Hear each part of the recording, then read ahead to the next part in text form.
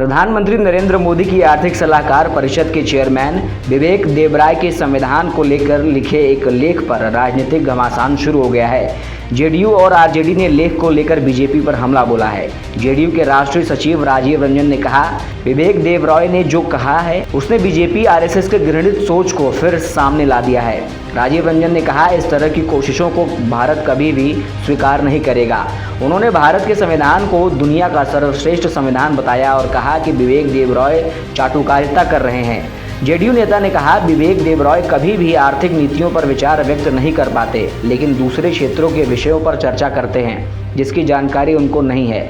वहीं राष्ट्रीय जनता दल यानी आरजेडी के नेता और राज्यसभा सांसद मनोज झा ने कहा, ये विवेक देबरॉय की जुबान से बुलवाया गया है। ठहरे हुए पानी में कंकड़ डालो और अगर लहर पैदा हो रही तो डालो और फिर कहो कि अरे ये मांग उठने लगी है। प्रधानमंत्री की आर्थिक सलाहकार परिषद के अध्यक्ष विवेक देबरॉय ने द मिंट में एक लेख लिखा।